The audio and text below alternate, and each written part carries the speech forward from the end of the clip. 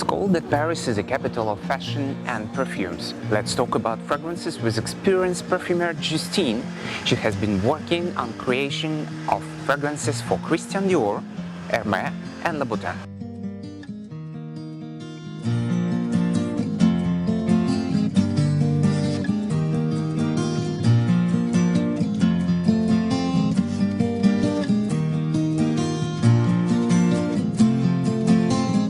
The scents can be natural or synthetic, as I mentioned. So of course not the natural ones are animals, it can be also vegetal, so it can come from a tree, from a plant, from citrus as well, or from flowers. And actually you have to know that sometimes in nature you have amazing scents, amazing smell, but even though it smells amazingly in the nature, it just you just don't have like the capacity and the possibility to extract those smells.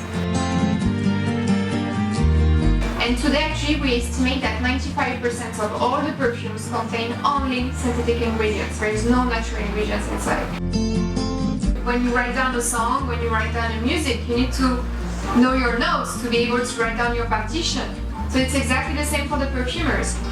They need to learn and they need to know their ingredients to be able to write down the formula of the perfume first. But actually the last use was the beauty use for the skin. So the body was the last thing almost that we perfumed with the perfume. Because the first thing, it was the leather.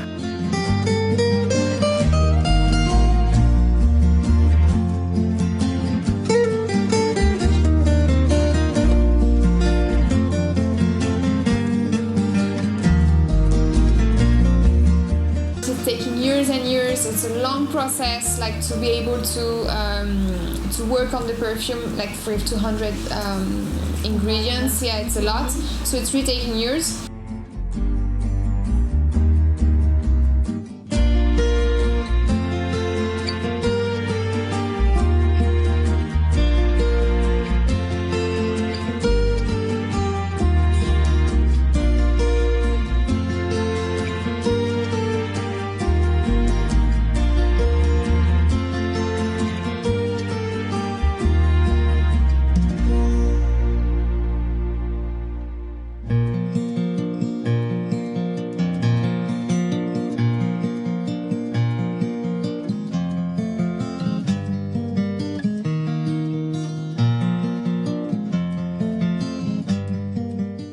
My impression was that the class was very informative. I learned a lot. I will be taking home a lot of information in history of France. Perfume, I really enjoyed it and I highly recommend it to anyone.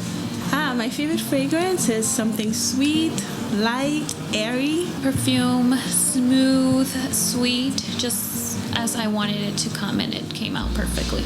I titled it First Time in Paris. Well, I love the event. I love the fact that we got to learn a lot about the history of perfumes, and then we got to get our hands-on experience by creating our own perfume. And the atmosphere is very positive and inviting. Perfume is something kind of like in the mood, so sometimes you're like going with something sweet at the moment of your life, and maybe later on you're going to change your mind because you're getting older, maybe you're becoming a parent, maybe you're growing up, so you're just changing your style. And it's really what I like about perfume, is that it's something so personal that you cannot really lie about, because that's your own personality and you don't really lie about it like a clove or something. It's really your own personality. If you don't like it, it's just going to be like, oh my god, this is awful, like I don't have a lot, I just have a few depending on my mood, depending on if I go out or if I have to go to work. As I work here, like the scents are very heavy, so I'm just wearing like a light, fresh scent for working, and if I go out, I wear something different that is more heavy. I think that also the best advice I could give to choose a good perfume is never to buy the perfume right away. It's always testing and trying the perfume first, because as we explained during the class, you have the top notes, middle notes and base notes, so you need to discover all these notes. And I like seeing what others are making, and yeah, I like changing, so other perfumers.